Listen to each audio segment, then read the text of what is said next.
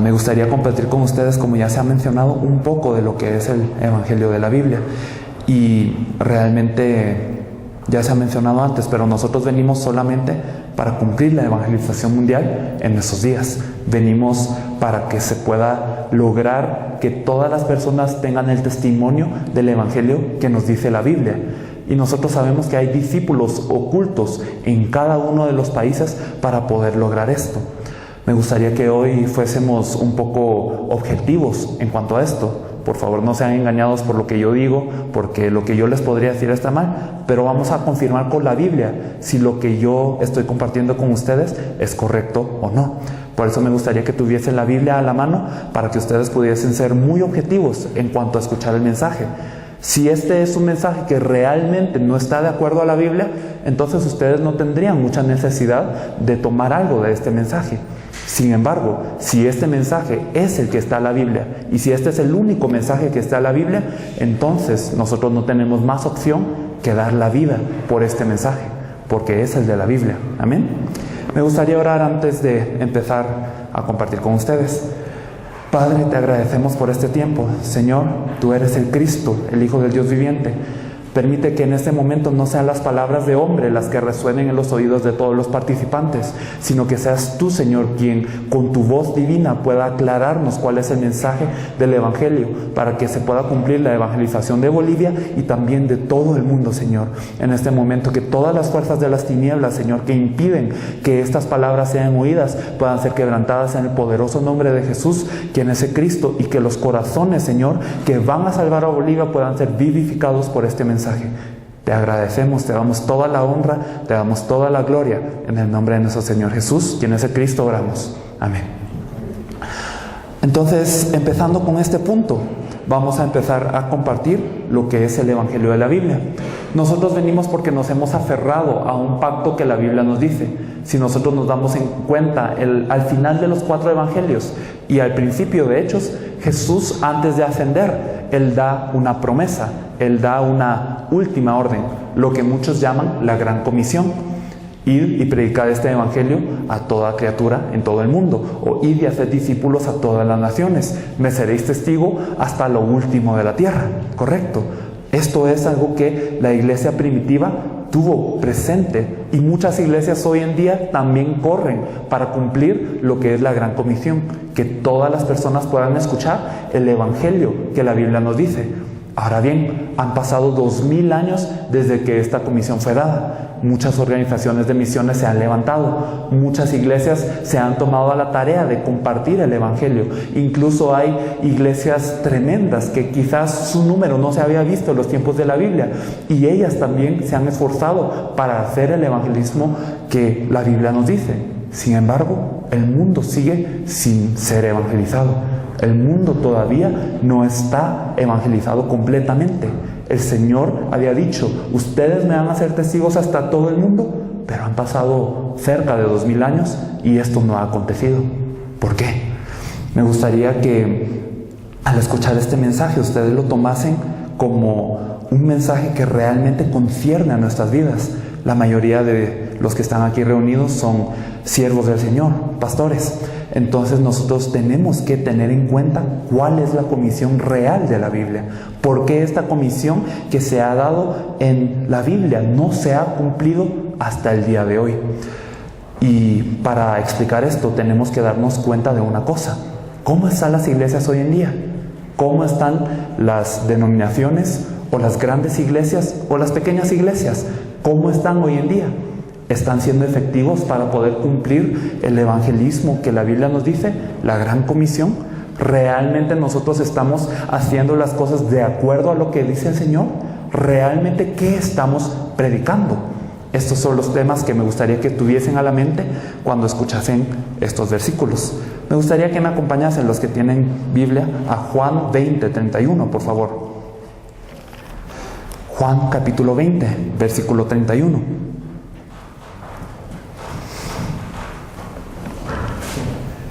Juan capítulo 20, versículo 31. Se los voy a leer. Dice: pero estas se han escrito para que creáis que Jesús es el Cristo, el Hijo de Dios, y para que creyendo tengáis vida en su nombre. Y aquí Juan nos está hablando del objetivo de la escritura de este libro. Algunos dirán, solo es el Evangelio de Juan, solo es el objetivo de la escritura del Evangelio de Juan. Pero realmente este versículo se extiende a todo lo que es la Biblia. Pero estas se han escrito para que creáis, ¿qué cosa? Que creáis que Jesús es el Cristo, el Hijo de Dios, y para que creyendo tengáis vida en su nombre. Muy bien, Juan nos dice esto. Y también la predicación de Jesús fue con el mismo objetivo. Lo vamos a comprobar por la Biblia. En Juan 5:39, un versículo que ustedes muy bien conocen, dice: escudriñad las Escrituras, porque a vosotros os parece que en ellas tiene la vida eterna, y ellas son las que dan testimonio de mí. Jesús está diciendo ahora que todas las Escrituras daban testimonio de Él. Y Jesús, cuando dice Escrituras, ustedes saben muy bien que no se refiere al Nuevo Testamento, sino en ese tiempo tenían solamente el Antiguo Testamento. Y Jesús dice: todas estas Escrituras dan testimonio de mí, no son para algo más.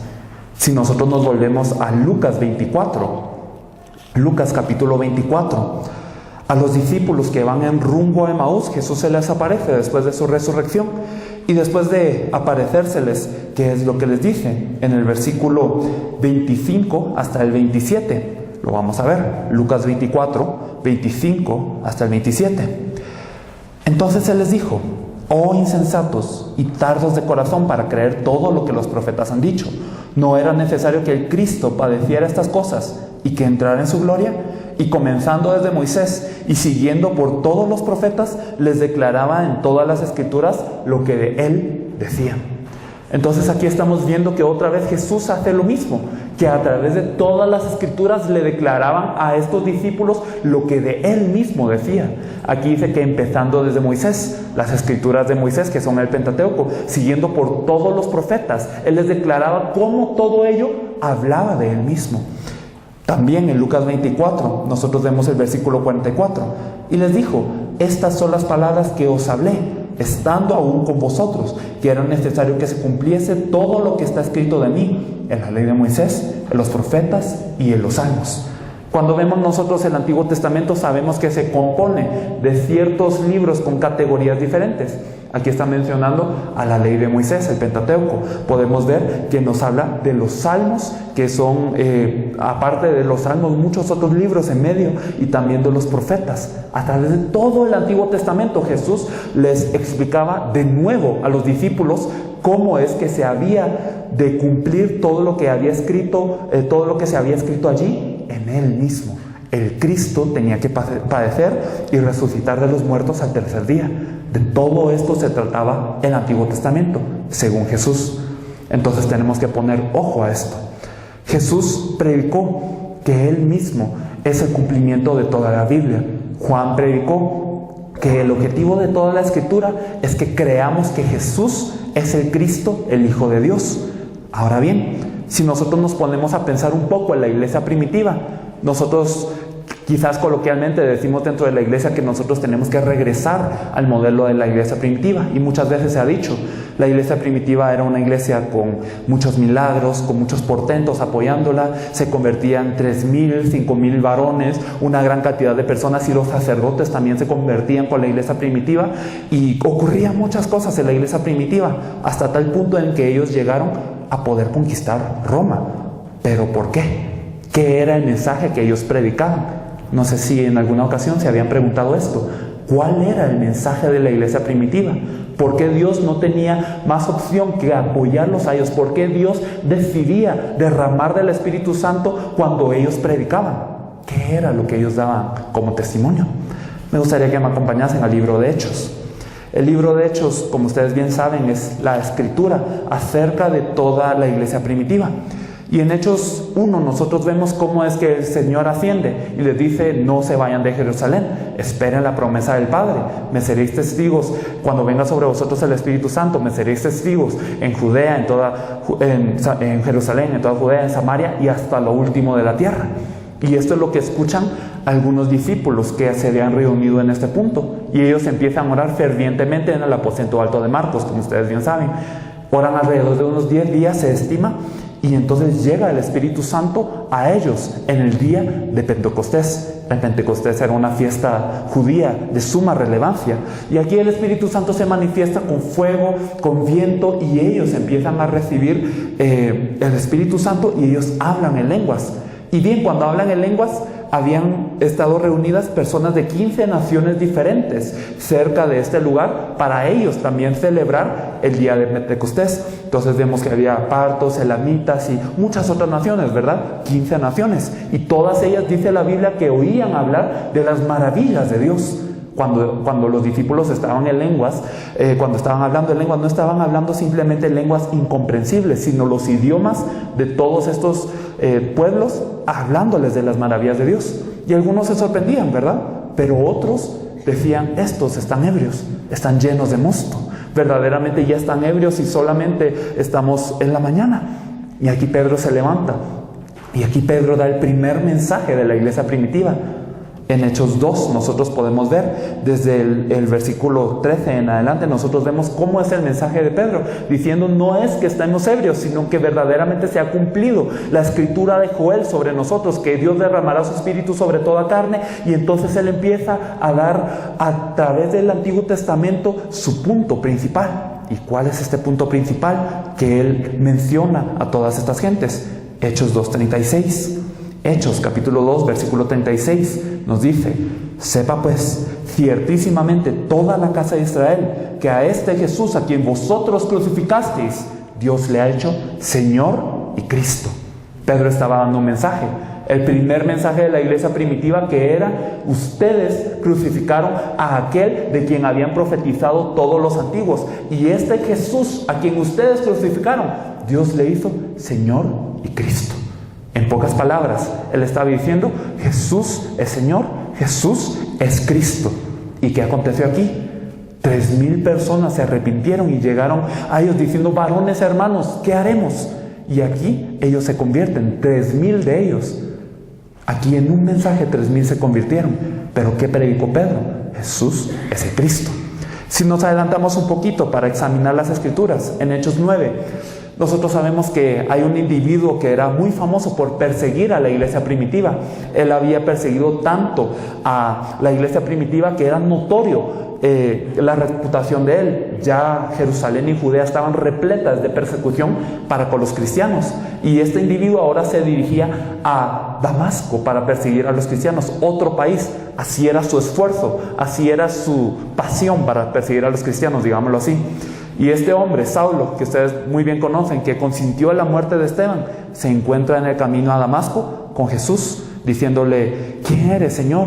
Y el Señor le dice: yo soy Jesús a quien tú persigues. Él es cegado y durante un tiempo él no puede ver. Luego Dios manda a un Ananías para que le comparta más exactamente de lo que es el Evangelio.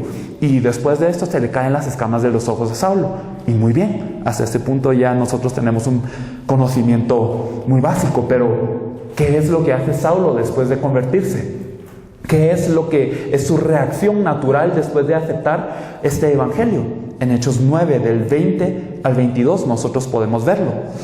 Nos dice Hechos 9, del 20 al 22. Enseguida predicaba Cristo en las sinagogas diciendo que este era el Hijo de Dios. Y todos los que lo oían estaban atónitos y decían: ¿no es este el que asolaba en Jerusalén a los que invocaban este nombre? Y a esto vino acá para llevarlos presos ante los principales sacerdotes. Pero Saulo mucho más se esforzaba y confundía a los judíos que moraban en Damasco, demostrando que Jesús era el Cristo. El mensaje de Pablo fue uno. Desde que se convirtió, desde que él regresó al Señor, su mensaje fue: Jesús es el Cristo. Y muy bien, esto es la conversión reciente de Pablo. Y nosotros muchas veces, como predicadores o como siervos del Señor, nosotros muchas veces solemos dar mensajes diferentes dependiendo de cada tiempo, o con quién estemos, o cuál sea la situación, damos un mensaje diferente. Pero lo curioso es que Pablo, después de esto, pasó mucho tiempo luego en Tarso siendo exiliado. Luego lo llaman para Antioquía. Bernabé lo llama a Antioquía para que pase un año enseñándole a la iglesia de Antioquía. Y después de esto él va a su primera gira misionera, como 3-4 años. Y después en su segunda gira misionera nosotros podemos ver qué es lo que él vuelve a predicar. Hechos 17, del 2 al 3. Hechos 17, del 2 al 3. Nos dice: y Pablo, como acostumbraba, fue a ellos y por 3 días de reposo discutió con ellos, declarando y exponiendo por medio de las Escrituras que era necesario que el Cristo padeciese y resucitase de los muertos, y que Jesús, a quien yo os anuncio, decía él, es el Cristo. Pablo, después de aproximadamente 15 o 20 años que él había predicado por primera vez en la sinagoga, cuando se acababa de convertir en Damasco, viene allí en Tesalónica y nos dice la palabra que era su costumbre. Ahora ya no era espontáneo, no era algo que hacía de vez en cuando. Él acostumbraba a hacer esto. Por 3 días de reposo, él se sentó con las personas y con las Escrituras, él les declaraba y les exponía cómo el Cristo tenía que morir, padecer, morir y resucitar, y que el Jesús que él les venía anunciando es el Cristo. El mensaje de Pablo no cambió. Muchos años podrán haber pasado, pero Pablo seguía predicando lo mismo. Jesús es el Cristo. En Hechos 18 nosotros vemos otra vez la evidencia de que predicaba Pablo. Hechos 18, versículo 5. Y cuando Silas y Timoteo vinieron de Macedonia, Pablo estaba entregado por entero a la predicación de la palabra, testificando a los judíos que Jesús era el Cristo. Aquí vemos otra vez a Pablo predicando, y aquí nos dice que él está entregado por entero a la predicación. Y cuando uno está entregado por entero a la predicación, ¿qué es lo que predica? Jesús es el Cristo. Así era la predicación de Pablo. Vemos en repetidos versículos que el mensaje de Pablo era uno, el mensaje de Pedro era uno, el mensaje de Juan era uno, el mensaje de Jesús también era uno. Si nos fijamos en Hechos 18, en el mismo capítulo, versículo 24 al 28, hay una figura que nosotros debemos de examinar muy minuciosamente. Si ustedes ven el pequeño título que ustedes tienen en algunas Biblias, dice Apolos predica en Éfeso. Y bien, ¿quién era este Apolos? Apolos era un hombre que era de gran elocuencia, era un hombre prominente en la iglesia primitiva. Nosotros vemos en 1 Corintios cómo es que Pablo, escribiéndole a los corintios, dice que ahora ustedes se han dividido en pequeños grupos que dicen, algunos dicen yo soy de Pablo, algunos dicen yo soy de Cefas, y algunos dicen yo soy de Apolos, y algunos yo soy de Cristo. Ustedes se acuerdan de ese versículo. Ahora bien, esta división entre la iglesia quiere decir que Apolos era suficientemente influenciante en la iglesia, tanto como para contender con Cefas, que era Pedro, y con Apolos. Es decir, él era una gran figura de la iglesia primitiva. Y vemos los inicios de ese Apolos aquí en Hechos 18, 24 al 28. ¿Y qué nos dice la palabra de este Apolos? Hechos 18, 24. Llegó entonces a Éfeso un judío llamado Apolos, natural de Alejandría, varón elocuente, poderoso en las Escrituras. Este había sido instruido en el camino del Señor, y siendo de espíritu fervoroso, hablaba y enseñaba diligentemente lo concerniente al Señor, aunque solamente conocía el bautismo de Juan. No sé si estoy yendo muy rápido. ¿Están bien con esta velocidad? Muy bien. Entonces aquí nos habla un poco acerca de este Apolos y nos dice que era de Alejandría y que era un judío y que era varón elocuente y poderoso en las Escrituras. Y ustedes bien saben que los judíos eran tremendos en las Escrituras. Los judíos eran personas que conocían muy bien las Escrituras. Para ser reconocido como un judío adulto, uno tenía que memorizar el Pentateuco. Hasta ese punto eran los judíos de esforzados en la Escritura. Y aquí nos dice que Apolos, aún siendo judío, se le describe como poderoso en las Escrituras. La Biblia no en muchas ocasiones hace esto, pero queriendo decir que Apolos era tan poderoso, tan conocedor de las Escrituras, incluso en los judíos. Y no solo esto, sino que era elocuente, hablaba muy bien. Cuando él compartía, su retórica era tan excelente que convencía a muchos. Y no solo esto, sino nos dice que había sido instruido en el camino del Señor y que ahora estaba siendo de espíritu fervoroso. Él tenía una pasión en su corazón para compartir. Y nos dice que hablaba y enseñaba diligentemente lo concerniente al Señor. O sea que él se esforzaba en explicar las Escrituras, él se esforzaba en predicar, conocía muy bien las Escrituras, tenía un carisma al hablar muy poderoso. Muchos pastores hoy anhelan ser así. Muchos predicadores, muchas personas que están al frente de la iglesia, quizás son como Apolos. Muchos de nosotros no lo somos. Pero este Apolos, ¿qué es lo que le faltaba? Priscila y Aquila escuchan a este Apolos. Y ustedes saben que Priscila y Aquila eran discípulos de Pablo. Y Pablo, instruyéndoles a Priscila y Aquila, ellos también se vuelven discípulos. Y cuando escuchan a la predicación de este Apolos, ellos dicen, aquí falta algo. aquí hay algo que no está bien. Este hombre podrá ser poderoso, este hombre podrá conocer las Escrituras, este hombre podrá tener pasión, este hombre podrá predicar bien, pero hay algo que en su predicación no está bien. ¿Y qué es esto? Vamos a ver en el versículo 26. Y comenzó a hablar con denuedo en la sinagoga, pero cuando le dieron Priscila y Aquila, le tomaron aparte y le expusieron más exactamente el camino de Dios. Imagínense esto, un par de empresarios. Quizás en la iglesia ellos no tenían mucho rango. En ese tiempo eran simplemente mercaderes, construidores de tienda, pero ellos llegan con un teólogo que tiene un nivel altísimo y llegan y ellos les explican más exactamente el camino de Dios. ¿Y cómo le explicaron más exactamente cuál es el camino de Dios? ¿Cuál es el punto que ellos dijeron? Versículo 27 y 28. Y queriendo pasar él a Acaya, hablando de Apolos, ¿verdad? Los hermanos le animaron y escribieron a los discípulos que le recibiesen, y llegado él allá fue de gran provecho a los que por la gracia habían creído, porque con gran vehemencia refutaba públicamente a los judíos, demostrando por las Escrituras que Jesús era el Cristo. El mensaje de Apolos ahora cambió. El mensaje de Apolos, aunque antes tenía mucho fervor, mucho conocimiento, mucha teología, ahora el mensaje de Apolos había cambiado. Nos dice que ahora vehementemente refutaba a los judíos, compartiéndoles que Jesús era el Cristo.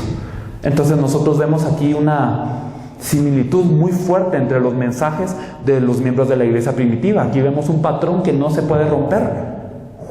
En Juan 20:31 predicaba: Jesús es el Cristo. Jesús decía: todas estas escrituras se tratan de mí. Pedro predicó: Jesús es el Cristo. Pablo predicó: Jesús es el Cristo. Priscila y Aquila predicaron: Jesús es el Cristo. Ahora Apolos también predica: Jesús es el Cristo. Y bien, este es el mensaje de todo el libro de Hechos. Este es el mensaje de toda la Biblia. Este es el mensaje que inequívocamente compartía cada uno de los miembros de esta iglesia. Y bien, ¿qué significa que Jesús es el Cristo? Lamentablemente hoy vemos a muchos creyentes diciendo: yo creo en Jesucristo, yo creo en Jesús, yo creo en Dios, o yo voy a la iglesia. Y muchas personas se valen de esta fe para asegurar su salvación, para asegurar que ellos están ante Dios, pero realmente podemos ver una gran diferencia en lo que ellos están creyendo y en lo que está predicando la iglesia primitiva en el libro de Hechos, que Jesús es el Cristo. Uno le puede preguntar a varios cristianos, lo hemos hecho en algunas ocasiones, en la calle, en algunas iglesias: ¿crees tú o vas tú a la iglesia? Sí. Y bien, entonces, ¿qué significa Cristo? ¿Qué significa Cristo? Muchas personas no saben. Cristianos que no saben qué significa Cristo. ¿Realmente será la fe de la iglesia primitiva? ¿Realmente será esta la fe que Dios nos transmite a través de la Biblia? No por creer en Dios nosotros somos salvos, porque nos dice Santiago 2:19, nos dice: tú crees en un Dios, bien haces, los demonios también, y ellos tiemblan. No por creer en Dios nosotros somos salvos. Muchos creen en un Dios, pero esto no quiere decir que estén alineados a la Biblia. Otros dicen: yo creo en Jesús, o yo creo en Cristo. Y bien, los judíos también creían en un Cristo, pero esto no les otorgaba la salvación. O algunos dicen: yo creo en Jesucristo, pero no saben cuál es el significado de Cristo, qué es lo que significa que Jesús es el Cristo, como compartía la iglesia primitiva. Si ustedes se dan cuenta, en estos versículos que hemos visto, el mensaje fue: Jesús es el Cristo. Jesús es el Cristo. Y la iglesia primitiva arriesgó su vida. Ustedes saben muy bien que la iglesia primitiva no estuvo cómoda, quizás como la iglesia de hoy en día. La iglesia primitiva era perseguida, ellos tenían tribulación, a cualquier momento los podían matar, podían entrar soldados y asesinarlos, porque realmente era una ley de ese tiempo que los cristianos estaban condenados a la muerte por mantener la fe. Pero a pesar de esto, los cristianos dieron su vida para predicar este mensaje, que Jesús es el Cristo. Pero hoy nosotros no sabemos qué significa. Es triste. Yo vengo de un país, Corea, que tiene iglesias muy grandes. Muchas de las iglesias más grandes del mundo, realmente 4 de las 10 iglesias más grandes del mundo están en Corea. Incluso la más grande está en Corea. Pero, ¿qué es lo que estas iglesias han hecho? Sí se congregan muchos, sí han hecho alguna ayuda a la sociedad, sí han sido de beneficio para el pueblo coreano, pero no están pudiendo evangelizar el país, mucho menos a incluso su barrio. aunque estas iglesias sean grandes, aunque tengan muchos participantes, ¿cuál es el mensaje que ellos están dando? ¿Cuál es la fe que ellos están teniendo? Lamentablemente, es una fe muy diferente a la Biblia. Y hermanos, yo no quiero venir a criticar. Yo no estoy diciendo esto en ánimo de crítica o en espíritu de contienda. Yo estoy diciendo esto para que realmente estemos ante el Señor, que realmente estemos ante la Biblia y confirmemos cuál es la fe que la Biblia nos describe. Así que bien, este fue el mensaje de toda la Biblia, que Jesús es el Cristo. ¿Y qué significa esto? Que Jesús es el Cristo. La Biblia en español, por lo menos la Reina Valera 1960, utiliza mucho el término Jesucristo. Y entonces nosotros muchas veces sin conocer hemos dicho simplemente Jesucristo, Jesucristo, como si fuera algo junto. Y muchas personas creen, sí, Cristo y Jesús es lo mismo, es algo similar, pero yo creo en Él. Pero no saben realmente lo que significa esta palabra. Jesús es el nombre, Cristo es el oficio. Y bien, es como cuando nosotros decimos Pastor Ángel, por ejemplo. Entonces, Ángel es su nombre y Pastor es su oficio. Nosotros no confundimos estas dos cosas. Le podemos llamar Pastor Ángel cuando nosotros sabemos que Él es pastor, qué es lo que significa su oficio y cuando sabemos su nombre. Y es lo mismo, podemos llamar a Jesús Jesucristo cuando nosotros sabemos que Él es el Cristo y cuál es la relevancia del oficio que Él ocupa. Y bien, ¿qué significa Cristo entonces? Cristo es una palabra que significa ungido en griego, y en el Antiguo Testamento esta misma palabra es Mesías. Mesías y Cristo es lo mismo y ambos significan el ungido. Pero ¿por qué tenía que venir al Cristo a esta tierra? ¿Por qué el mensaje de toda la Biblia se centra en que Jesús es el Mesías o en que Él es el Cristo?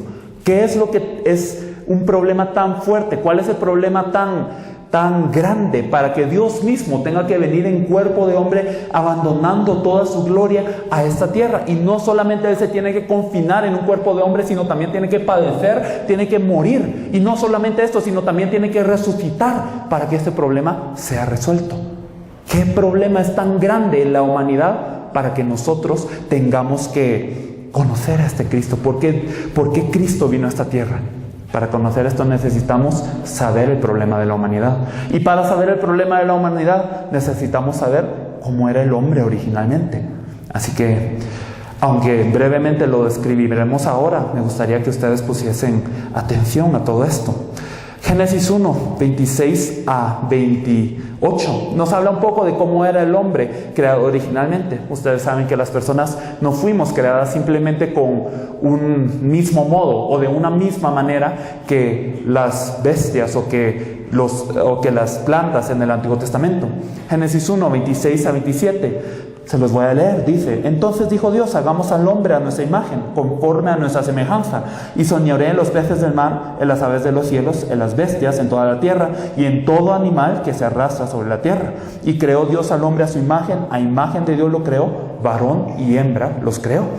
Entonces aquí vemos que desde el principio la creación del hombre era diferente a todo lo demás.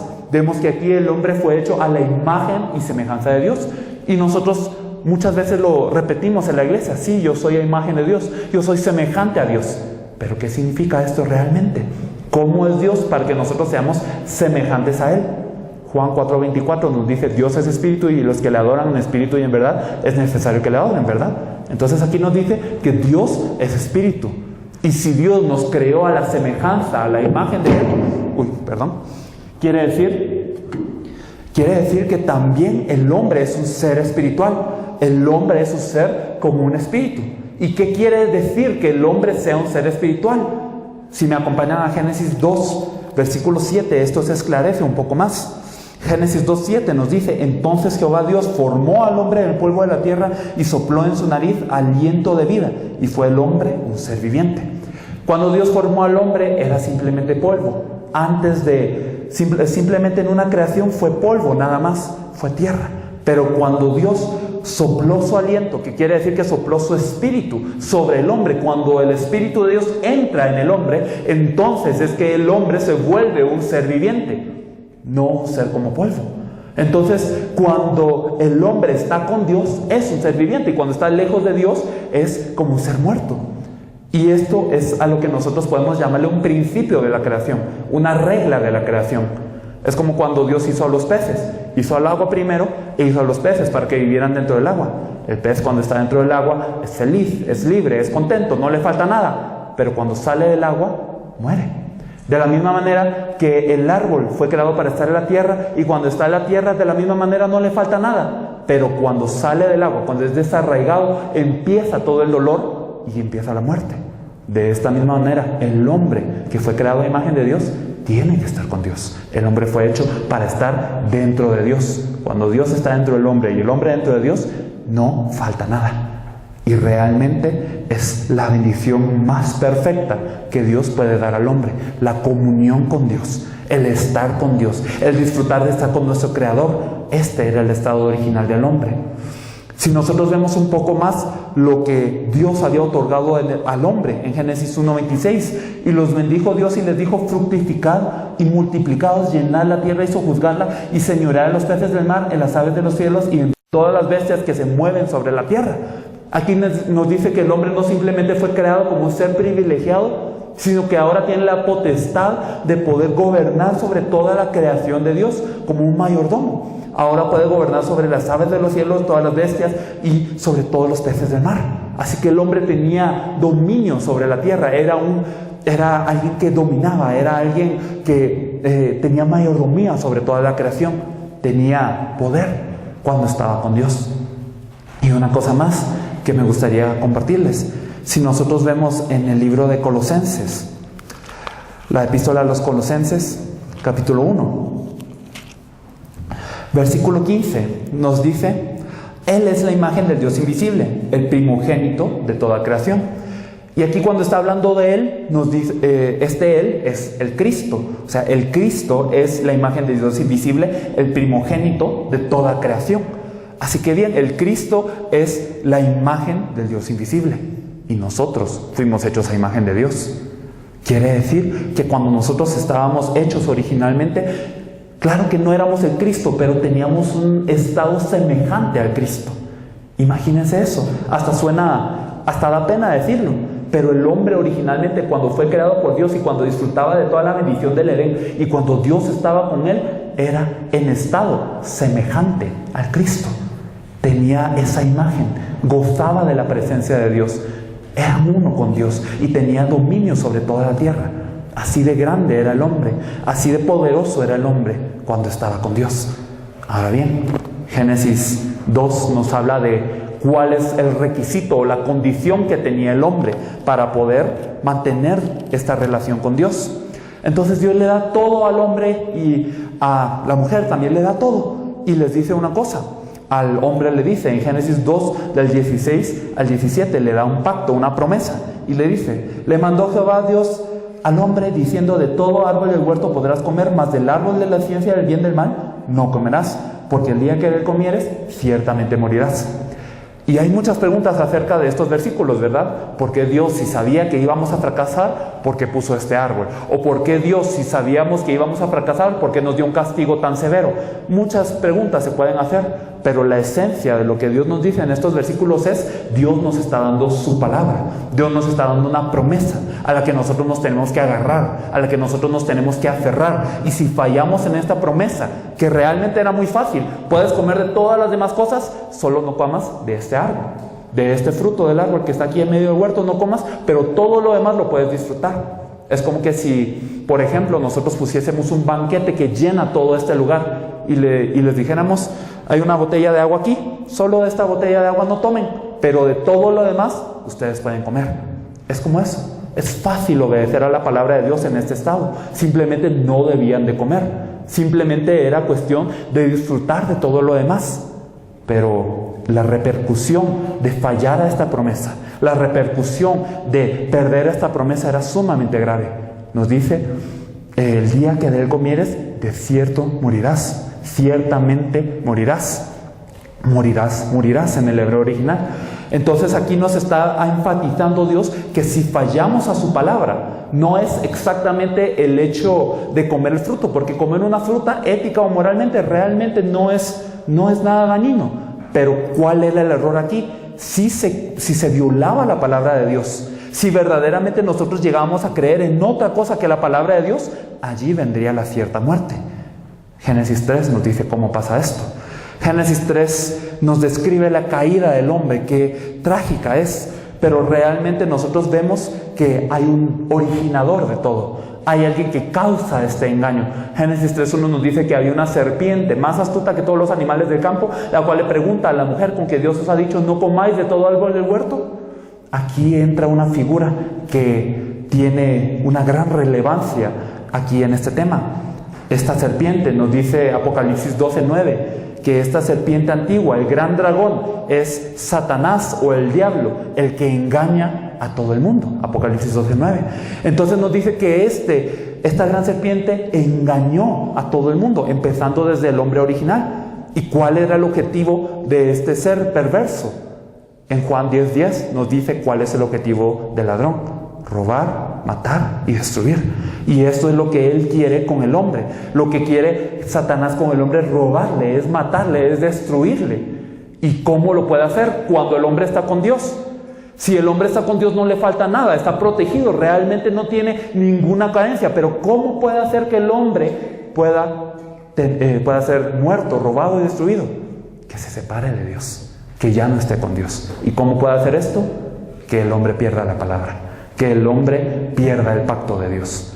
Y aquí lo hace engañando a la mujer, diciéndole: con que Dios os ha dicho que no comáis todo árbol del huerto. Y la mujer respondió a la serpiente: del fruto de los árboles del huerto podemos comer, pero el fruto del árbol que está en medio del huerto, dijo Dios, no comeréis de él ni le tocaréis, para que no muráis.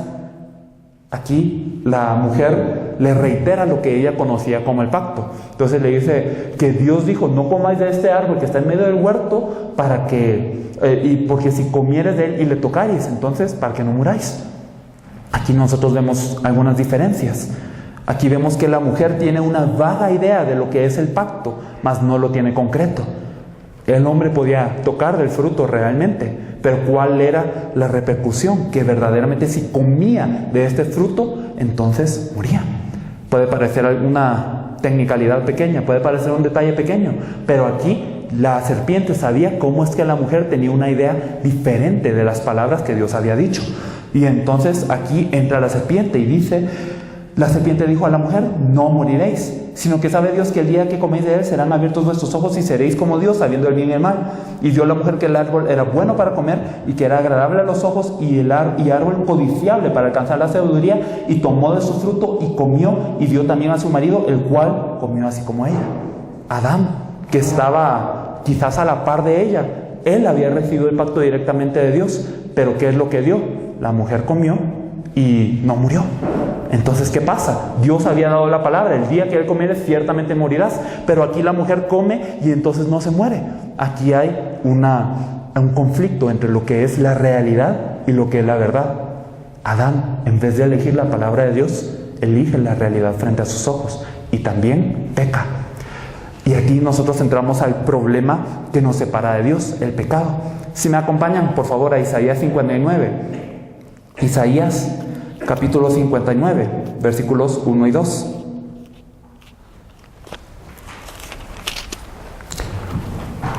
¿Lo tenemos? Isaías 59 del 1 al 2. Se los voy a leer. Dice: he aquí que no se ha cortado la mano de Jehová para salvar, ni se ha agravado su oído para oír, pero vuestras iniquidades han hecho división entre vosotros y vuestro Dios, y vuestros pecados han hecho ocultar de vosotros su rostro para no oír. Entonces aquí vemos cuál es el papel que juega el pecado en la vida del hombre. No es que Dios no quiera estar con nosotros, no es que Dios no quiera estar con su creación, no es que no nos quiera proteger, pero aquí nos dice: pero vuestras iniquidades han hecho división entre vosotros y vuestro Dios, y vuestros pecados han hecho ocultar de vosotros su rostro para no oír. Imagínense, el Dios todopoderoso, el Dios creador, el Dios que todo lo puede, el Dios que en un momento podría hacer desvanecer todo el mundo, no puede hacer algo. ¿Por qué? Porque hay un pecado. ¿Por qué? Dios es santo y Dios no puede estar con el pecado. Por eso es que nosotros vemos que cuando el hombre peca, entonces el hombre llega a ser separado de Dios. ¿Qué tan severo es el pecado en la vida del hombre? Ustedes recuerdan cuando Jesús cargó la cruz, y cuando Jesús estuvo en el madero, Él dijo unas palabras de sufrimiento. Cuando Él cargó el pecado de toda la humanidad, Él dijo: Padre, Padre, ¿por qué me has abandonado? Jesús que era uno con el Padre, Jesús que decía que Él y el Padre era uno, Jesús que siempre disfrutaba de la presencia de Dios, al cargar el pecado del mundo dice: Padre, Padre, ¿por qué me has abandonado? Así de grave es el pecado que entró a la vida del hombre. El hombre simplemente tenía que estar con Dios para sobrevivir, para estar bien, para tenerlo todo. Pero ¿qué pasa? El hombre es engañado por un ser que se llama Satanás y entonces peca. Y por este pecado queda separado de Dios, queda lejos de Dios. Un pez fuera del agua, un árbol fuera de la tierra. El hombre que no está con Dios está muerto, muriendo, padeciendo en todo momento de su vida. Si nosotros examinamos un poco la Biblia, Jeremías 2, versículo 13, nos dice: porque dos males ha hecho mi pueblo, me dejaron a mí fuente de agua viva y cavaron para sí cisternas rotas que no retienen agua. Este es el mal del pueblo según la palabra de Dios. ¿Cuál es el mal que ha cometido el pueblo? Me dejaron a mí fuente de agua viva. ¿Y qué ha pasado? Se han cavado cisternas rotas. Y estas cisternas no retienen agua. Por más que el hombre se esfuerce para remediar esta situación, entonces el hombre realmente no logra nada. ¿Por qué? Porque son cisternas rotas y no retienen nada. Hemos tirado a aquel que es la fuente de agua viva desde Génesis 3. Y desde Génesis 3 entonces nosotros podemos ver tres problemas fundamentales con la vida del hombre. El hombre fue creado para estar con Dios, pero ¿qué es lo que ocurre? Ocurren tres problemas que nosotros podemos ver que el hombre no puede resolver por su cuenta. Satanás entró a la vida del hombre y el hombre fue engañado para pecar. Y cuando el hombre peca, ¿qué ocurre? Se separa de Dios y al separarse de Dios pierde todas las cosas. Y me gustaría que examinásemos en la Biblia cuál es el resultado de que nosotros nos separemos de Dios. Génesis 3, versículo 16 en adelante. Génesis 3, por favor. Versículos 16, vamos a leer hasta el versículo 20. Génesis 3, 16 hasta el 20. Nos dice: a la mujer dijo: multiplicaré en gran manera los dolores en tus preñeces, con dolor darás a luz los hijos, y tu deseo será para tu marido, y él se enseñoreará de ti. Recordemos que todo esto pasa después de que el hombre y la mujer ya son descubiertos por Dios, y ya después de darle una maldición al diablo, entonces es que ahora se viene contra el hombre y la mujer, y Dios nos dice el estado en el que cayó el hombre y la mujer. Toda la humanidad ahora en qué estado está. A la mujer le dijo: multiplicaré en gran manera los dolores en tus preñeces. Y aquí, cuando estamos hablando del dolor de la preñez, no simplemente estamos hablando del dolor del parto. Las mujeres me sabrán decir que el dolor del parto es uno de los dolores más agobiantes, uno de los dolores más extremos que uno puede pasar. Pero aquí nos está diciendo algo más que esto. El hombre, la mujer, la humanidad, cuando estaba con Dios, no tenía dolor. El hombre y la mujer, cuando estaban con Dios, realmente eran felices, realmente no tenían ningún padecimiento. Pero ahora, cuando se separa de Dios, entra el dolor a la vida del hombre, representado por el dolor del parto, representado por este dolor. ¿Cuándo? Desde que se separan de Dios. Y más aún, nos dice: con dolor darás a luz los hijos, y tu deseo será para tu marido, y él se enseñoreará de ti. Ahora, ¿qué pasa? Ambos, el hombre y la mujer, tenían que tener su mirada en Dios, tenían que darle la gloria a Dios, tenían que alabar a Dios. Pero ¿qué pasa? Cuando pierden a Dios de sus vidas, entonces el hombre y la mujer quedan destituidos de Dios. ¿Y a quiénes se tienen? El uno al otro. Entonces, ¿qué pasa con la mujer? La mujer pone el anhelo en el hombre. Y entonces, ¿qué pasa?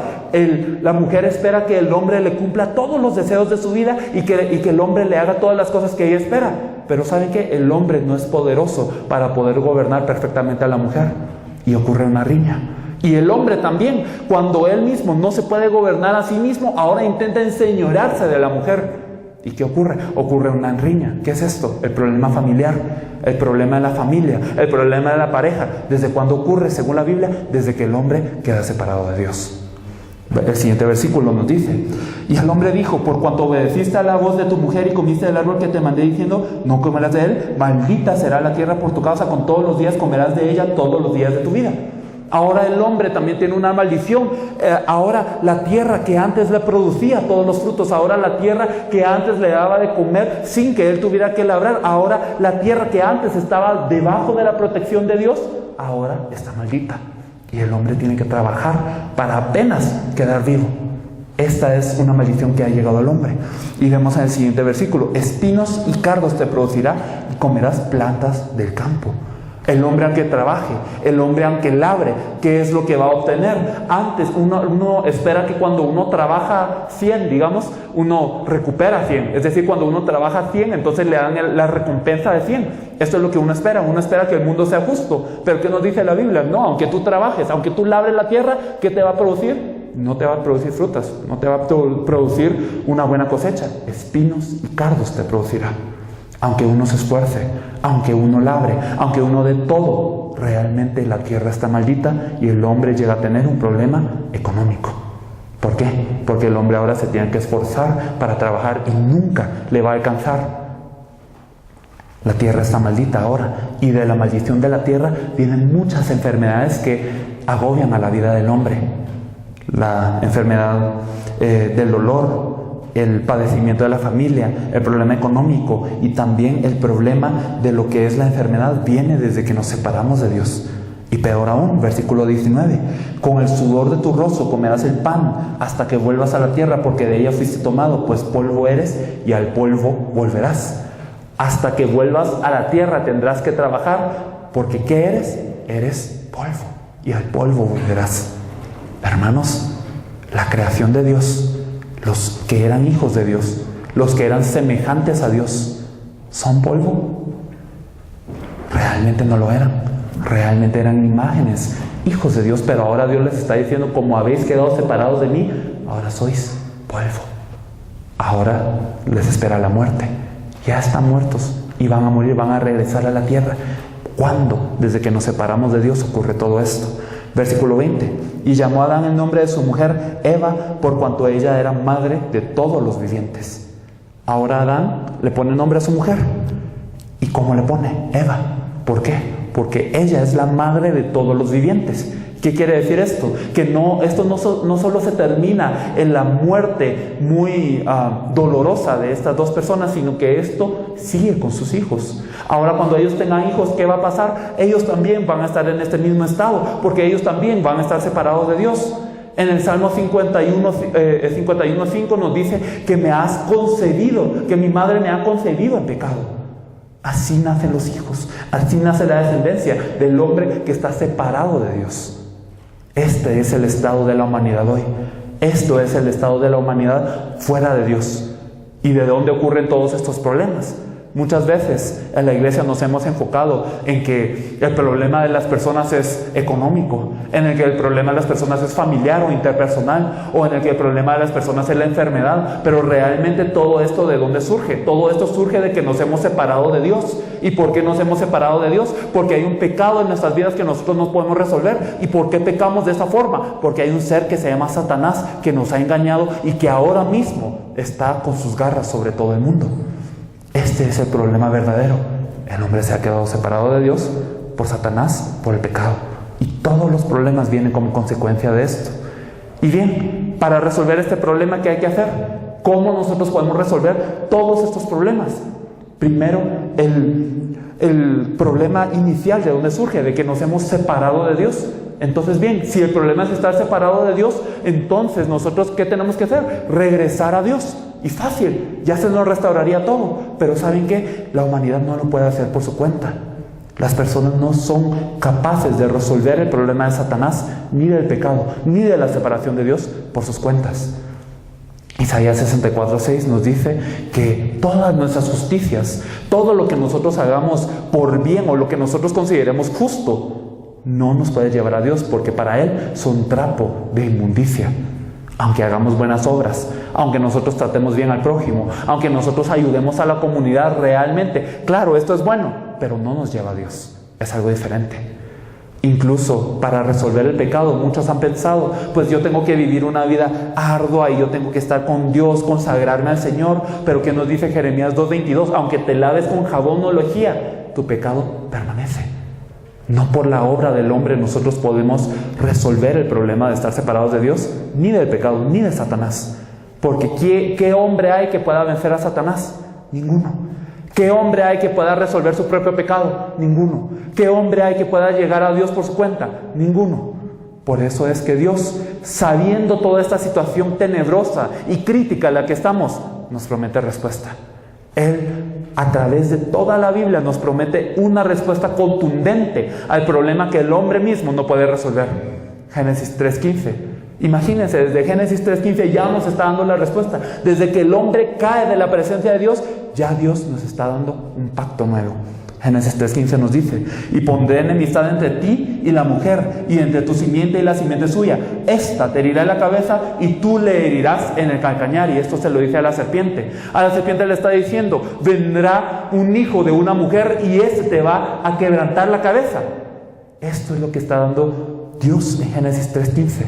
El protoevangelio se le llama, el primer evangelio. ¿Y cuál es? Que vendrá una semilla de mujer a destruir a Satanás.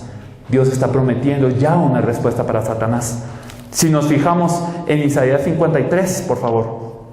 Isaías 53 es un versículo que ustedes ya conocen muy bien, pero lo vamos a leer. Isaías 53, de los versículos, vamos a leer desde el 1 hasta el 6. Isaías 53 del 1 al 6. ¿Quién ha creído a nuestro anuncio? ¿Y sobre quién se ha manifestado el brazo de Jehová? Subirá cual renuevo delante de él, y como raíz de tierra seca. No hay parecer en él, ni hermosura le veremos, más inatractivo para que le deseemos. Despreciado y desechado entre los hombres, varón de dolores, experimentado en quebranto, y como escondimos de él el rostro, fue menospreciado y no lo estimamos.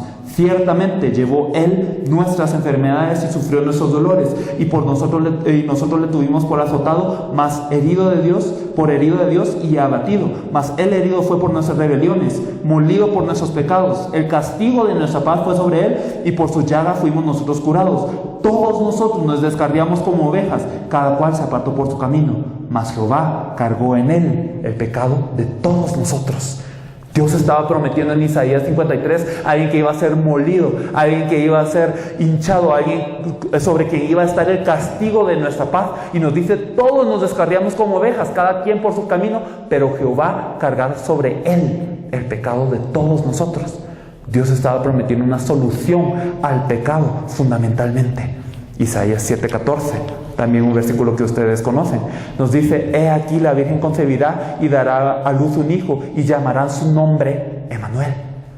Emmanuel significa Dios con nosotros. Y Dios, a través de este versículo, nos está prometiendo que habrá alguien que venga a restaurar Emmanuel, que venga a restaurar la comunión que nosotros solíamos tener con Dios. Pero ¿quién es este alguien? Es hijo de virgen. Entonces, a través de estos versículos Él está prometiendo una solución para el problema que nosotros tenemos. Satanás existe, el hombre no lo puede derrotar. El pecado existe, el hombre no lo puede resolver. Y nosotros estamos separados de Dios y no tenemos camino para regresar con Él. Pero Dios promete a alguien que sí. A alguien que pueda derrotar a Satanás. A alguien que pueda vencer el pecado. A alguien que nos pueda reconciliar con Dios. Y todo el Antiguo Testamento, desde Génesis hasta Malaquías, nos habla de Él. Todo el Nuevo Testamento también nos habla de Él. En el Antiguo Testamento se le conoció como Mesías.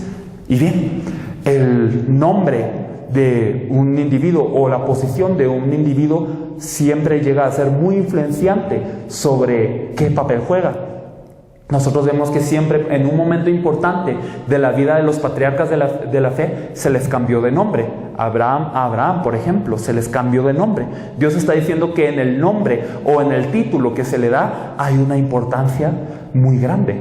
Y bien, entonces, ¿por qué el Mesías? ¿Por qué el Cristo? ¿Por qué aquel que fue prometido por Dios para poder resolver completamente el problema de la humanidad? Porque se le llamó Mesías, porque se le llamó Cristo. O en español, porque se le llamó ungido.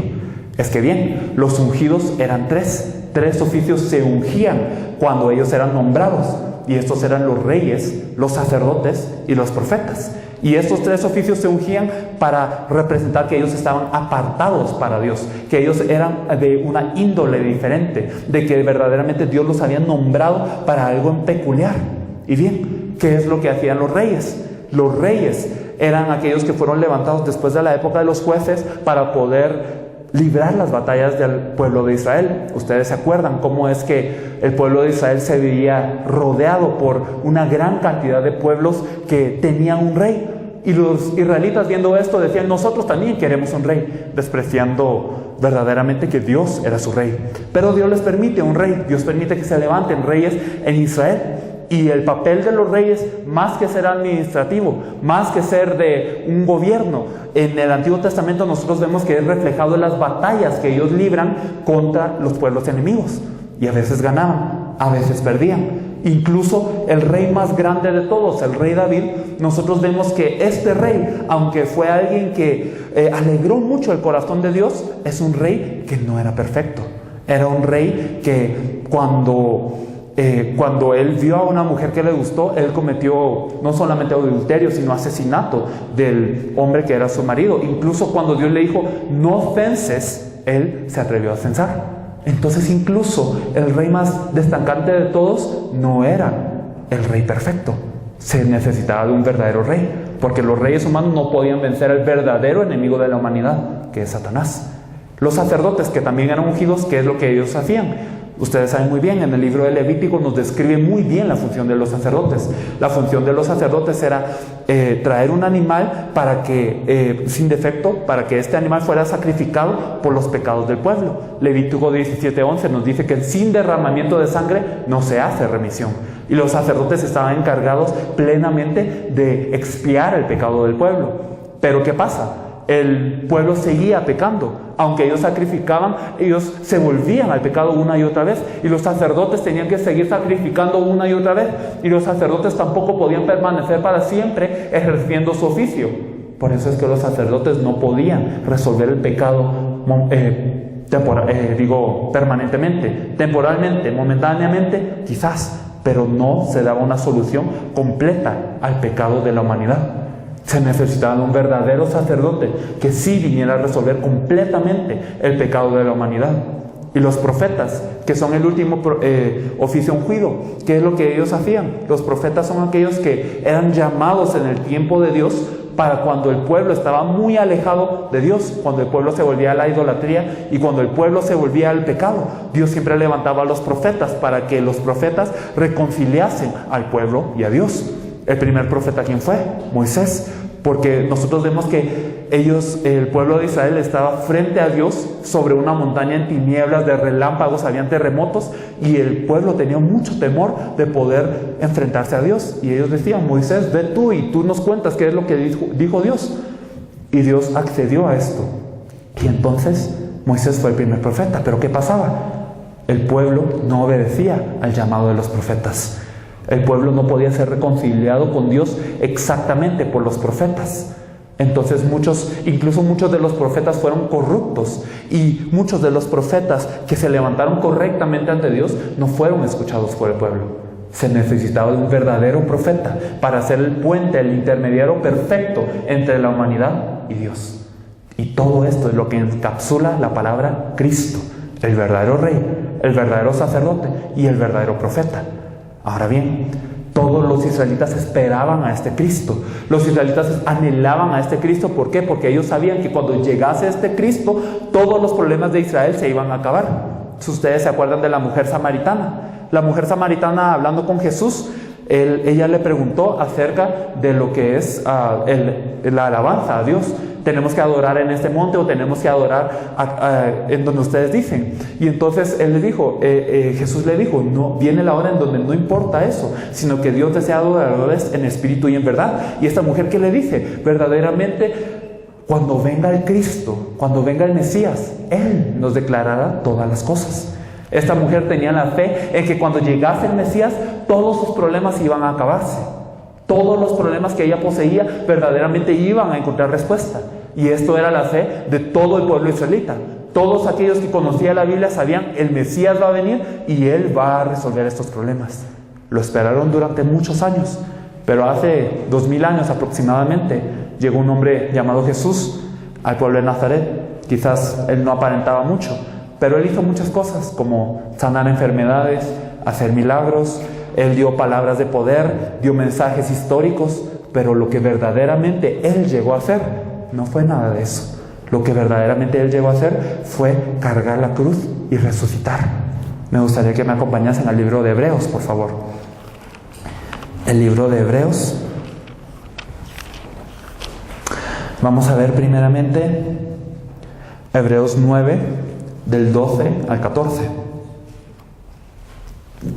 Hebreos 9, del 12 al 14 nos dice: y no por sangre de machos cabríos, ni de becerros, sino por su propia sangre, entró una vez para siempre en el lugar santísimo, habiendo obtenido eterna redención. Porque si la sangre de los toros y de los machos cabríos y las cenizas de la becerra rociadas a los inmundos santifican para la purificación de la carne, cuánto más la sangre de Cristo, el cual mediante el Espíritu Eterno se ofreció a sí mismo sin mancha a Dios, limpiará vuestras conciencias de obras muertas para que sirváis al Dios vivo.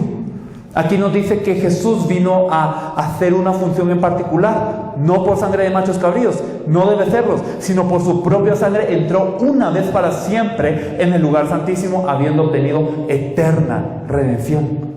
Nos dice que la cruz de Jesús no fue carente para resolver nuestros pecados. Él derramó cada gota, Él derramó toda su agua para que realmente nosotros tuviésemos una redención perfecta, una redención eterna, una redención que Él hizo de una vez. La sangre de Jesús verdaderamente cumplió el oficio del Cristo de ser el verdadero sacerdote, siendo Él sin mancha, siendo Él el Hijo de Dios, cumplió la obra del Cristo como el verdadero sumo sacerdote, entregando toda su sangre por esto. Nosotros sabemos que el lugar santísimo es el lugar en donde en el Antiguo Testamento las personas se encontraban con Dios. Y aquí nos dice que por su propia sangre entró una vez y para siempre en el lugar santísimo.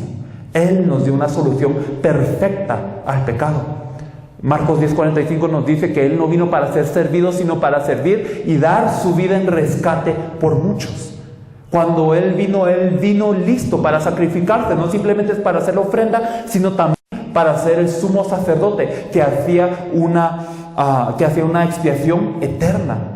Romanos 8:2 nos dice que antes nosotros estábamos en la ley del pecado y de la muerte, pero que si nosotros verdaderamente creemos, ahora estamos en el espíritu, la ley del espíritu de vida. Esto es lo que nos vino a dar Jesús como el Cristo, el verdadero sacerdote. Si nosotros miramos en Hebreos 10:19 y 20 nos dice: así que hermanos, teniendo libertad para entrar en el lugar santísimo por la sangre de Jesucristo, por el camino nuevo y vivo que Él nos abrió a través del velo, esto es, de su carne. Y bien, esto conecta un poco con lo que habíamos acabado de mencionar. El camino nuevo y vivo que nos abrió a través del velo, esto es de su carne. Aquí nosotros sabemos un poco acerca del tabernáculo. El tabernáculo estaba compuesto del atrio, que era lo externo, y había un lugar santo. Y en el lugar santo había un lugar santísimo que estaba dividido por un grueso velo. Y siempre se podía pasar solamente una vez al año. El sumo sacerdote de ese año, después de haber ofrendado por él y su pueblo, pasaban y cruzaban este velo. Pero era tan temible este encuentro con Dios que podían tener en el Antiguo Testamento, que el sacerdote siempre tenía una vestimenta con unos cascabeles o como con unas campanas para que se escuchara cómo él se estaba moviendo dentro del lugar santísimo. Y también tenía una soga atada con él, porque si él llegaba y había una persona del pueblo que no tenía redención de pecado, o él mismo no tenía la redención o la expiación del pecado, entonces él, al entrar en la presencia de Dios, moría, porque el pecador no puede estar ante la presencia de Dios. Entonces cuando él moría, no podían entrar a sacar su cuerpo, porque ellos también iban a morir. Entonces jalaban su cuerpo con una soga. Aunque era un lugar de gran gloria, aunque era un lugar que verdaderamente era un gran privilegio, también era un lugar de temor y temblor, porque con un pequeño defecto moríamos ante Dios. Pero ¿qué nos dice este versículo? Nos dice que ahora tenemos libertad para entrar en el lugar santísimo por la sangre de Jesucristo. Y nos dice, por el camino nuevo y vivo que nos abrió a través del velo, esto es, de su carne. Cuando Jesús cargó la cruz, se oscurecieron los cielos, hubo terremotos y varias otras cosas. Pero una de las cosas que pasó cuando Jesús cargó la cruz fue que en este momento se partió este velo del templo de arriba para abajo. Ustedes lo saben bien. Pero ¿qué significa esto? Que ahora tenemos un acceso libre para la presencia de Dios. Ya no es como en el Antiguo Testamento, que nosotros teníamos que estar siempre bajo una cobertura de sangre de machos cabríos y de becerros, sino que ahora estamos limpiados perfectamente por este Jesús cuya sangre es perfecta. Y ahora tenemos libre acceso al Padre. Él se encargó de ser el verdadero profeta. Juan 14:6, nos dice: yo soy el camino, yo soy la verdad, yo soy la vida, y nadie viene al Padre sino por mí. Jesús estaba afirmando la verdad de que Él es el único camino, de que Él es la única verdad, de que Él es la única vida que nos puede llevar al Padre. Él se encargó de ser el verdadero profeta. Me gustaría ver algo por último en el libro de Hebreos. Hebreos 2, del versículo 14 y 15. Hebreos capítulo 2, versículos 14 y 15. Nos dice: así que por cuanto los hijos participaron de carne y sangre, Él también participó de lo mismo, para destruir por medio de la muerte al que tenía el imperio de la muerte, esto es, al diablo, y librar a todos los que por el temor de la muerte estaban durante toda la vida sujetos a servidumbre. Nosotros estábamos toda la vida sujetos a servidumbre. Efesios 2, del 1 al 3, nos dice cómo nosotros éramos hijos de ira, siguiendo las corrientes del mundo que están bajo el príncipe de la potestad del aire. Satanás, cuando el hombre pecó, cuando el hombre cayó de la presencia de Dios, el hombre no es que se quedó en un lugar neutro, no es que se quedó en un lugar gris, sino cae bajo el dominio de Satanás. Juan 8:44 nos dice que éramos hijos del diablo, incluso Jesús mismo lo dice. Y aquí nos está diciendo que estábamos encadenados, que nosotros estábamos siendo siervos de Satanás. ¿Por qué? Porque teníamos temor a la muerte. ¿Y quién tiene el imperio de la muerte? El diablo. El diablo es el que tiene la potestad de la muerte. Pero para esto vino el Hijo de Dios. Nos dice 1 Juan 3:8. Para esto ha venido el Hijo de Dios, para deshacer las obras del diablo. Y aquí nos dice en Hebreos 2:14: así que por cuanto los hijos participaron de carne y sangre, Él también participó de lo mismo, para destruir por medio de la muerte al que tenía el imperio de la muerte. Esto es al diablo. Como nosotros estábamos en carne y sangre, Él también vino por esto, y también Él murió. ¿Para qué? Para que por su muerte, por su resurrección, la resurrección es vencer a la muerte. Y cuando Él resucita, Él vence al que tiene el imperio de la muerte. Esto es al diablo. Él ha sido el que tiene victoria. Nos dice la Biblia: en el mundo tendréis aflicción, pero confiad, yo he vencido al mundo.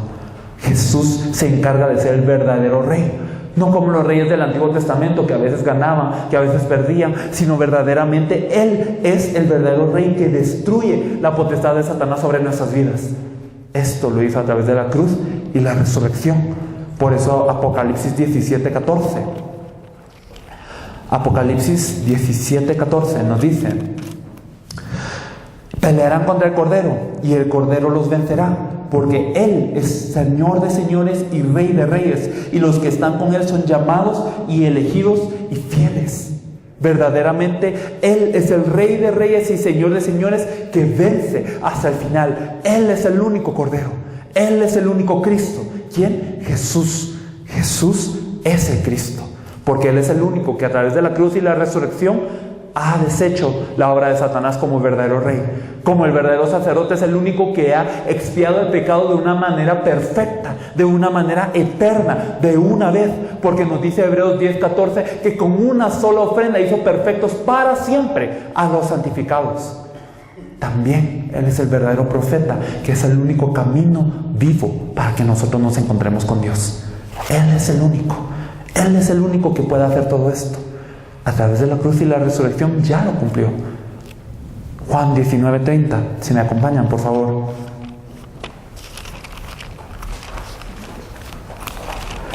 Juan 19:30 nos dice: cuando Jesús hubo tomado el vinagre, dijo: consumado es.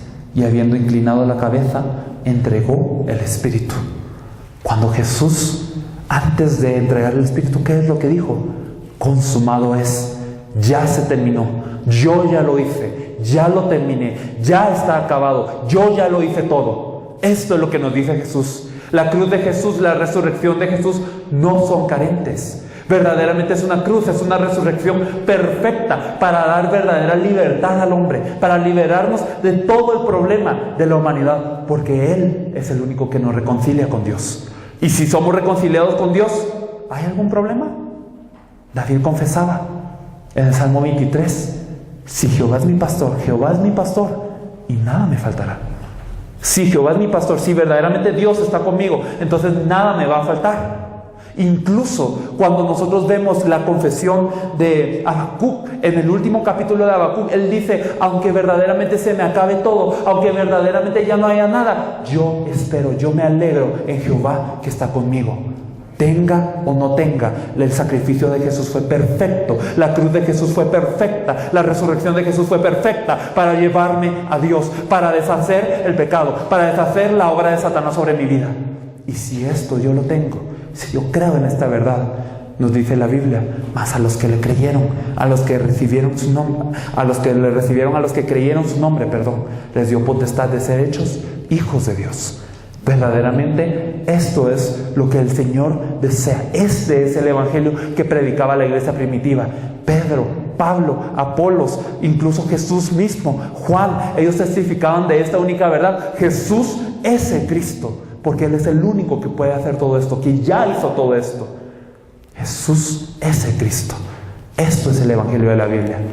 Si me acompaña a Primera de Juan 5:1.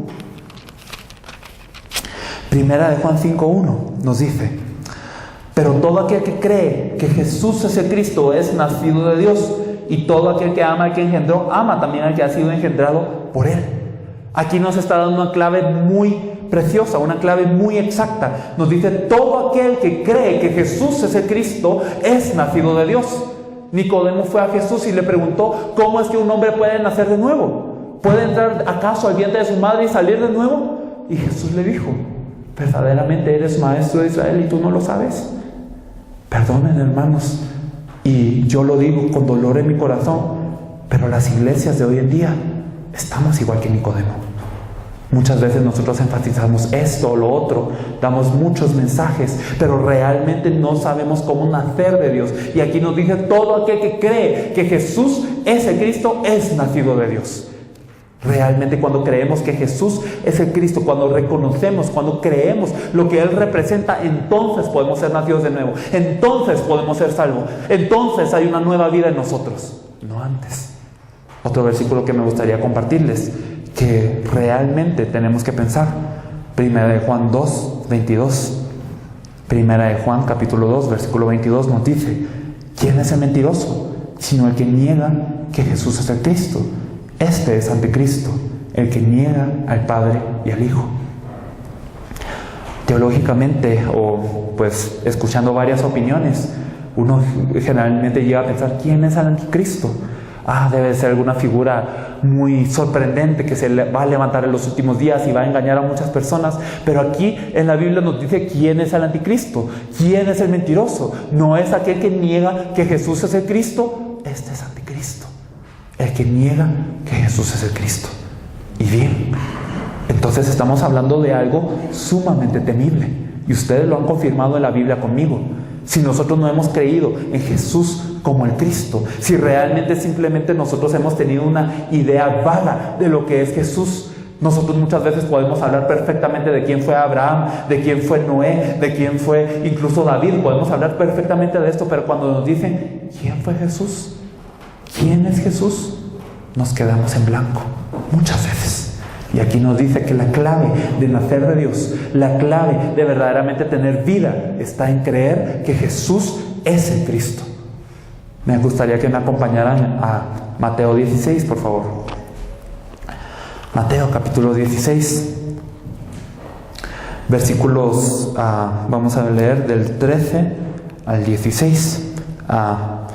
Se los voy a leer, Mateo 16, del 13 en adelante. Viniendo Jesús a la región de Cesarea de Filipo, preguntó a sus discípulos diciendo: ¿quién dicen los hombres que es el Hijo del Hombre? Ellos dijeron: unos Juan el Bautista, otros Elías, y otros Jeremías o alguno de los profetas. Él les dijo: ¿y vosotros quién decís que soy yo? Respondiendo Simón Pedro dijo: tú eres el Cristo, el Hijo del Dios viviente. Entonces le respondió Jesús: bienaventurado eres, Simón, hijo de Jonás, porque no te lo reveló carne ni sangre, sino mi Padre que está en los cielos. Y yo también te digo que tú eres Pedro, y sobre esta roca edificaré mi iglesia, y las puertas del Hades no prevalecerán contra ella. Y a ti te daré las llaves del reino de los cielos, y todo lo que atares en la tierra será atado en los cielos, y todo lo que desatares en la tierra será desatado en los cielos. Nos tenemos que fijar muy bien en este pasaje. Esto era un poco antes, realmente no era mucho antes de que Jesús fuese a cargar la cruz. Y Jesús, estando en esta región de Cesarea de Filipo, le pregunta a sus discípulos y les dice: ¿quién dicen ustedes que es el Hijo del Hombre? ¿Quién dicen las personas, que soy yo? Y aquí los discípulos le responden con varias cosas. Es que dicen que eres como Juan el Bautista, o como eres Elías, o que eres como Jeremías, o alguno de los profetas. Y esto quiere decir que las personas no sabían realmente quién era Jesús. Cuando Jesús denunciaba a las autoridades, cuando marcaba el mal de los fariseos y de las personas que estaban en los estratos superiores de la sociedad, entonces muchas personas decían: Él es como alguien que realmente se atreve a corregir la sociedad. Él es alguien que realmente quiere hacer que todas las personas se arrepientan. Y decían: Él es como Juan el Bautista.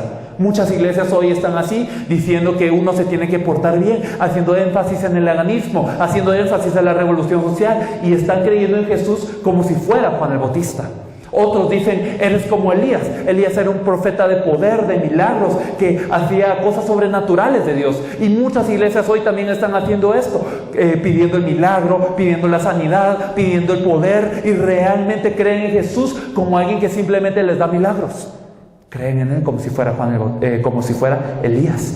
O algunos como Jeremías. Jeremías, ¿quién era? Era un profeta de lágrimas. Era una persona que se compadecía por muchos de los del pueblo de Israel.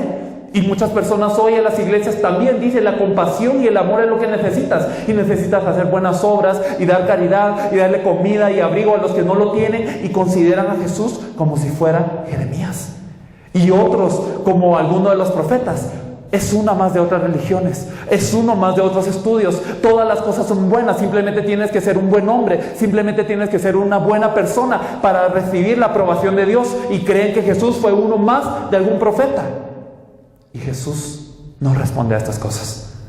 Jesús pregunta a sus discípulos: ustedes que me han servido, ustedes que han estado conmigo, ustedes que han bebido, que han dormido, que han comido conmigo, que han pasado 3 años, por lo menos en este punto, conmigo, ¿quién decís vosotros que soy yo? Esto es lo que Dios está preguntando a la iglesia hoy. Esto es lo que cada uno de nosotros tiene que responder ante Dios. ¿Quién decís vosotros que soy yo? ¿Responderemos como estos discípulos? ¿O responderemos como Pedro? Pedro dijo: tú eres el Cristo, el Hijo de Dios viviente.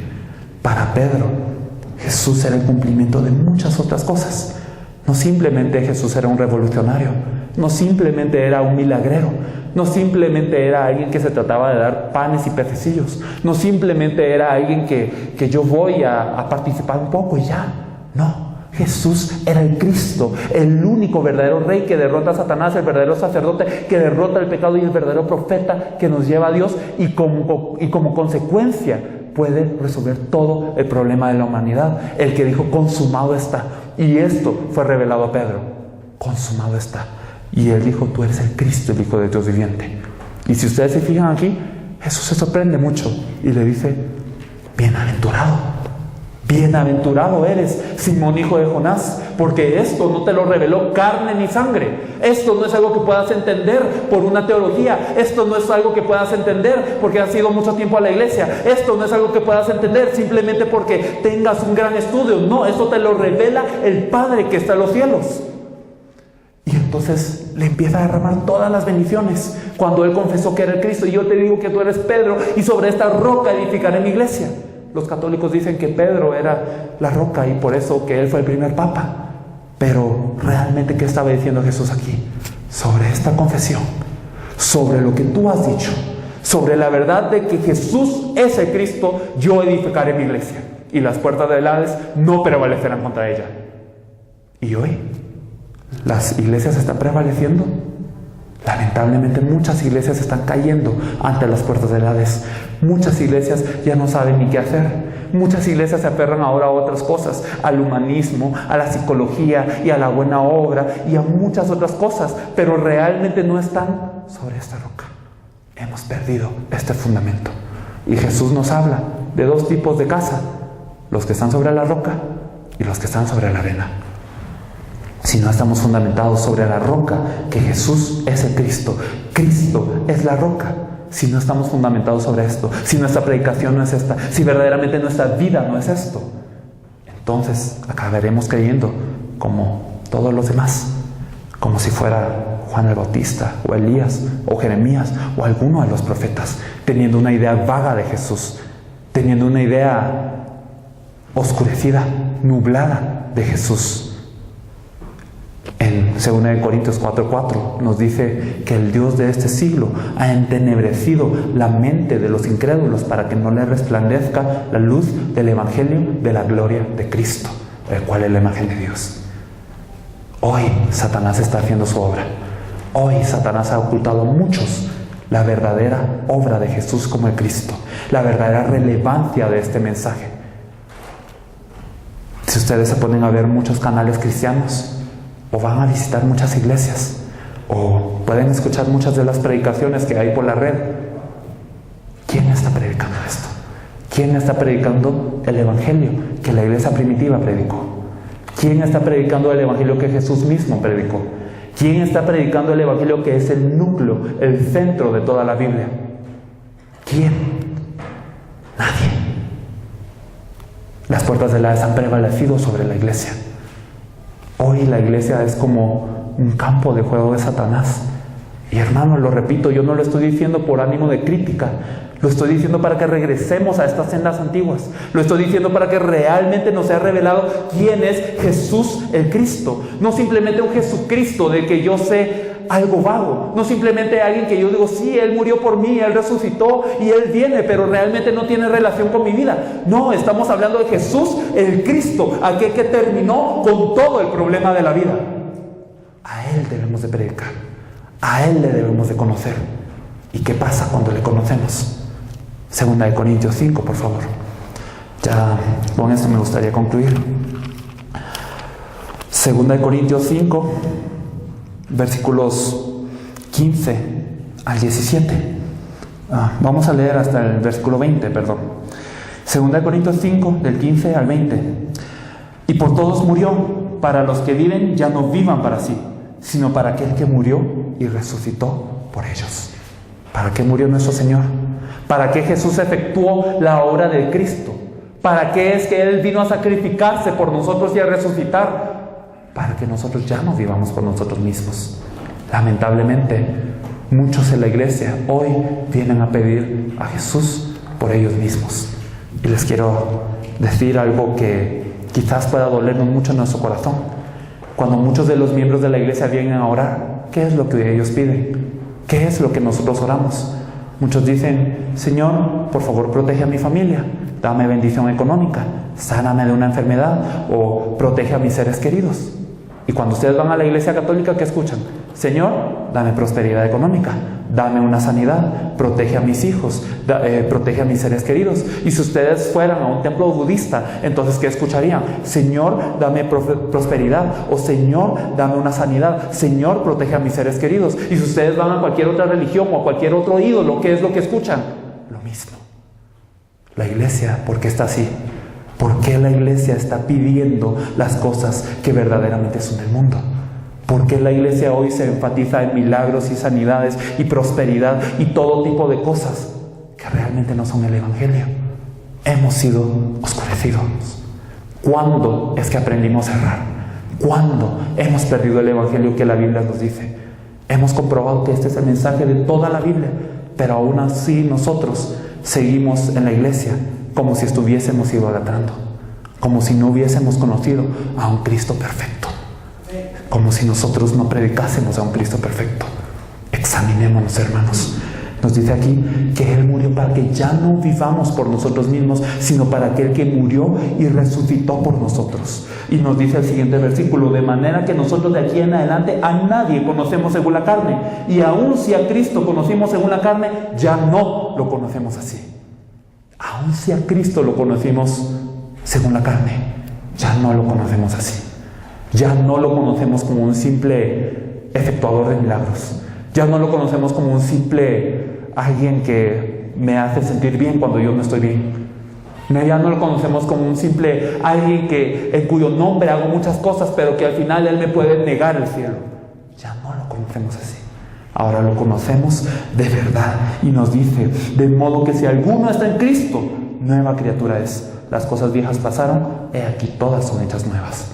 si alguno está en Cristo. Si estamos en Cristo, nueva criatura somos. Pero para estar dentro de Cristo necesitamos saber quién es Cristo, qué significa Cristo, cómo es que Jesús es el Cristo.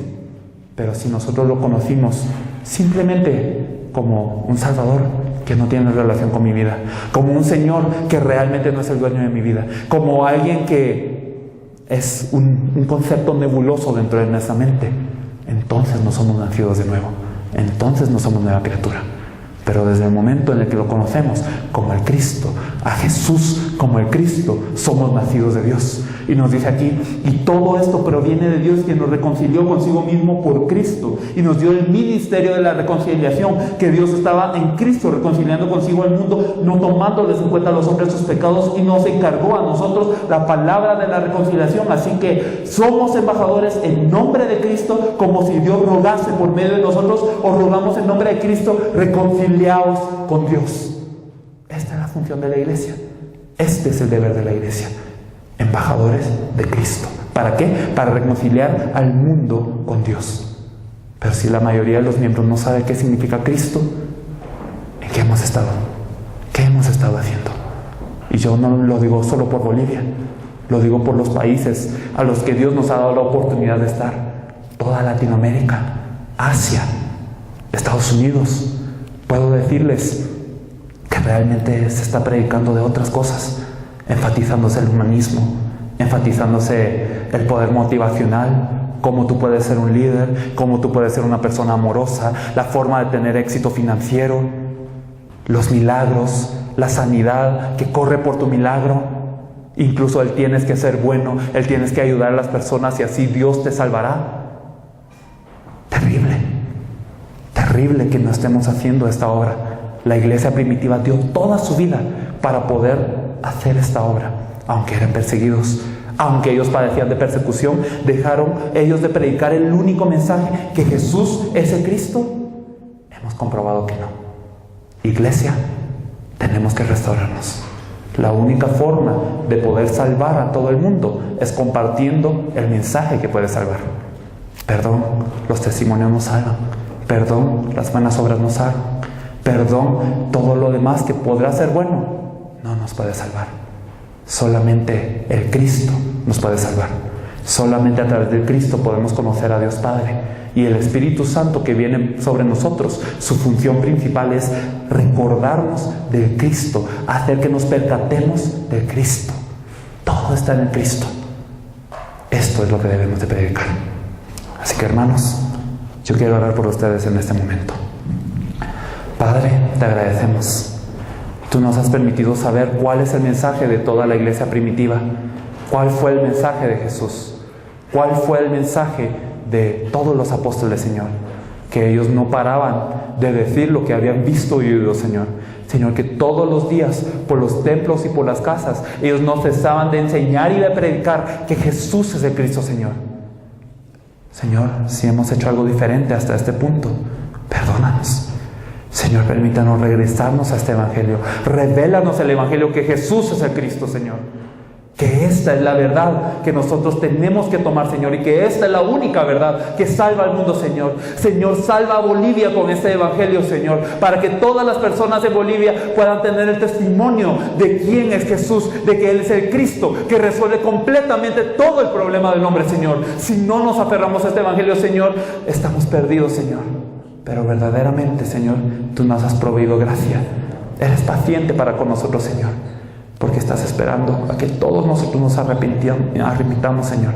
En este momento, Señor, revela a la persona que tú deseas. Revela, Señor, a quien tú deseas. Señor, permite que yo sea esa persona que tenga esa revelación para aferrarme al Evangelio, que Jesús es el Cristo, y así poder salvar a toda Bolivia, a toda Latinoamérica y a todo el mundo con este único Evangelio de la Biblia.